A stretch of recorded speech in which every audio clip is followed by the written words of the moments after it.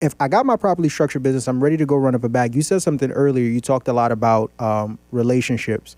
We have this properly structured business, but how do relationships kind of play a role in, this properly structured business that we have that we're looking to get funded? The better relationship you have with your lenders, the more funding you're going to get. Okay. Right?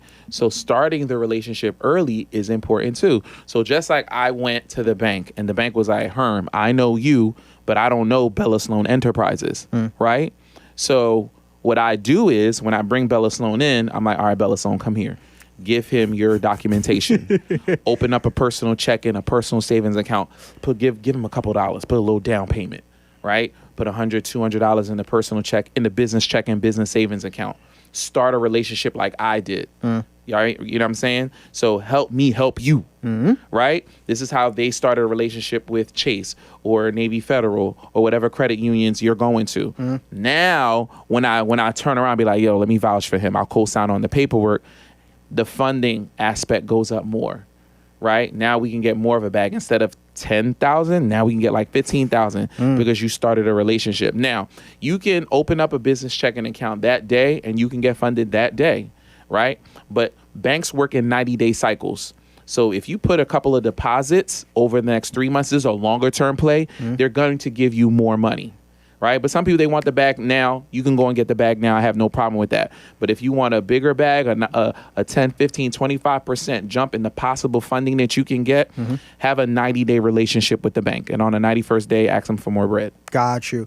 Going deeper into just these banks that we're going to, you name dropped a couple, Amex, Chase, things of that nature. I'm starting to familiarize myself more with the funding space. And I'm hearing a lot about tiers, bank tiers. Yeah. So tier 1, tier 2, tier 3, tier 4. If I remember correctly, I think tier 1 is national. Tier 2, I think, is like regional banks. Tier 3 is credit unions. And then tier 4 is subprime financial. For people who are listening, kind of tying that into relationships as well.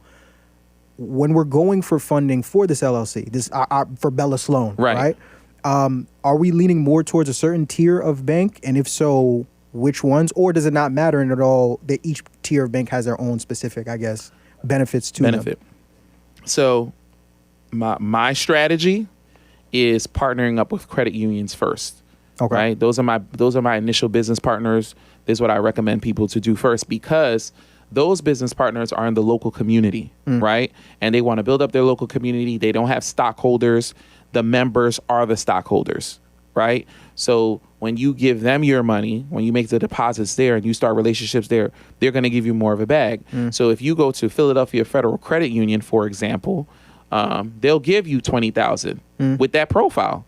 You go to Bank of America and Chase, which is a tier 1 situation, that same profile, they probably start you off at $10,000. Yeah. Right? So let me run up the credit unions in my area. Let me run up a bag there first, get the inquiries off.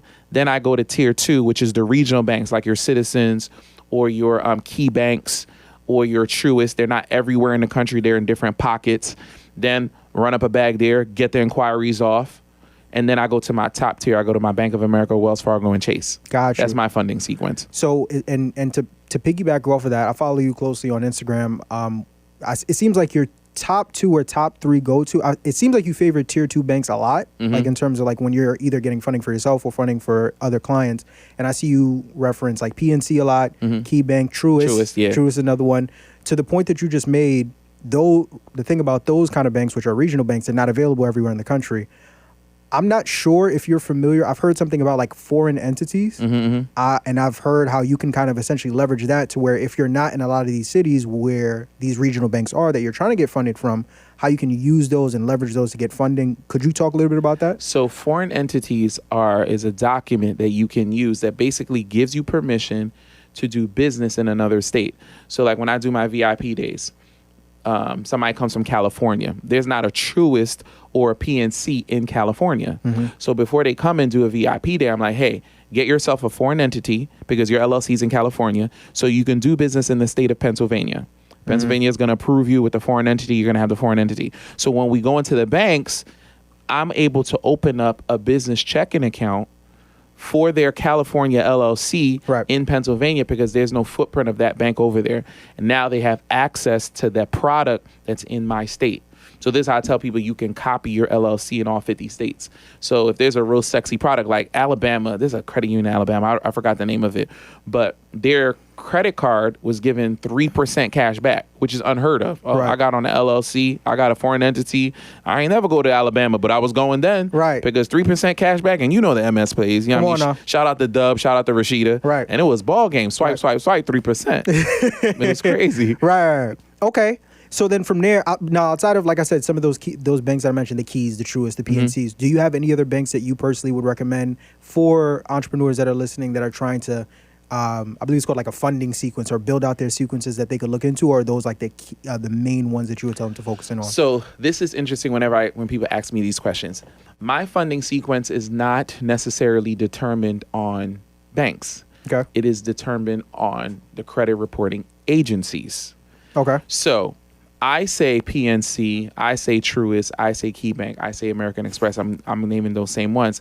But what I'm really saying in my head is PNC, they pull from Experian. Truist, they pull from Equifax. BMO, they pull from TransUnion, right? BMO Harris, all right? They pull from TransUnion.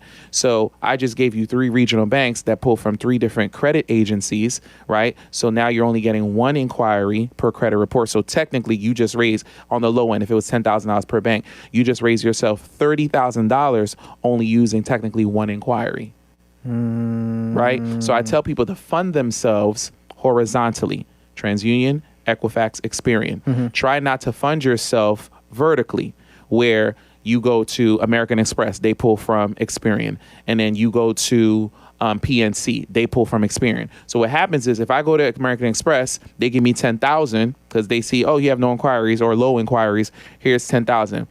Inquiries show up immediately. Fact. So when I go to PNC on that same day or within that 30 days to run up another bag, PNC is going to see that inquiry. Oh, you just got $10,000. You just got something, because they don't see it yet. You got something from American Express. We're not going to give you 10,000. We're going to give you 6,000. So inquiries can cost you money.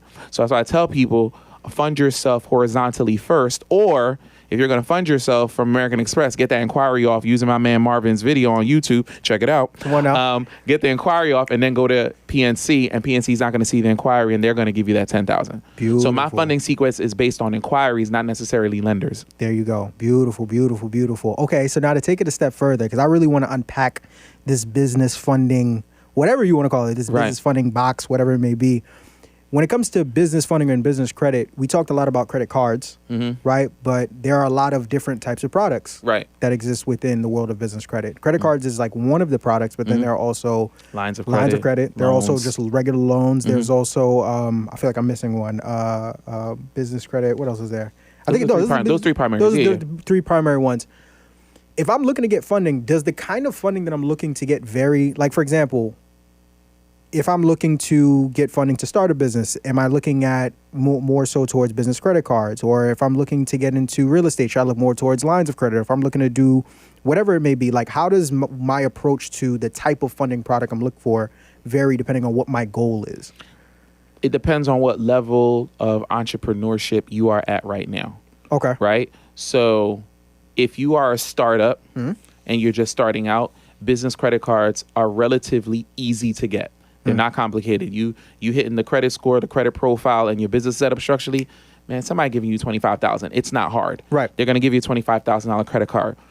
The complication with that is hey, so I might need to take the cash off the credit card so I can run a play. Like, I got to put a down payment on this. I got to put a $15,000 down payment on this house so I can get a hard money loan, right? We can show you how to get the cards off, the cash off of that.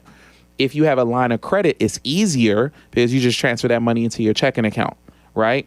But lines of credit are a little bit more difficult to get based on your lender. Sometimes they'll ask for, your business has to be 2 years old. Sometimes they'll ask for taxes to get the line of credit, right? So it's a little harder, easier for the business credit card.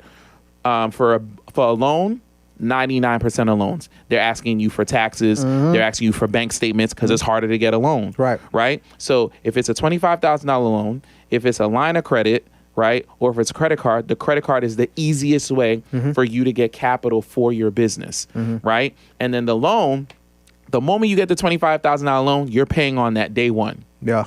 The line of credit, You can, if you get up to 25,000, so you can use 5,000, you can use 3,000, you can use 10,000, and you're only paying the interest on the line of credit. Meaning, just because you used 5,000 of that 25,000, it doesn't mean you're paying a note on $5,000. You're paying the interest on 5,000. So I have a line of credit for $100,000 from Univest, right? They pull from Equifax, right? That note is a line of credit. It's costing me $787 a month. Can you imagine you got a $100,000 capital, it's only costing you under $800 a month? Crazy. Right? If you don't know how to make more than $800 a month, if I give you $100,000, leave it alone. Stay in school. Leave it alone. Stay at the 9 to 5. Leave it alone. Don't play this game. Right. It's a next level game. But that money is extremely cheap. Right. Right. And I'm only paying on what I'm using. Credit card, same thing. We can get you up to $100,000 in credit cards, but the beauty with a credit card is a lot of these lenders, it's $100,000, $50,000, 0% interest. So that's even cheaper than the line of credit. Come on now. So it all depends on the levels where you are. Now, for me, when I'm doing real estate deals, I prefer to have a line of credit, right? Say for example, I have no 0% credit cards right now. The line of credit, hey, how much down payment? Oh, I just transferred that $20,000 to the checking account. Easy, boom, down payment done.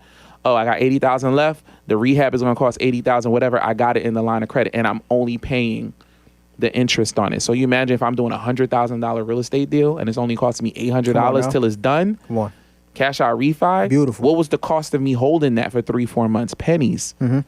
But I just made 30, 40, 50,000 when I cashed out refinance or I flipped it. There you go. So it's all about levels when it comes to credit cards, lines of credit, or loans. Listen, if you're an entrepreneur struggling to get funding because of your bad credit, then this video is for you. You see, I understand that when banks deny businesses for funding, they're not just denying businesses the capital they need, but they're also denying business owners the resources that they need to build the business of their dreams. And as a business owner, I've seen this happen over and over and over and over again, but I want you to know that there's a solution. Because here at Takeoff Financial, we've helped countless entrepreneurs just like you go from having poor personal credit and not being able to access funding to having perfect personal credit that they were able to leverage to access 5 to 6 figures in funding, and we want you to be the next one. So click the link above or below this video to secure your free consultation, and we'll see you on the other side of success, family.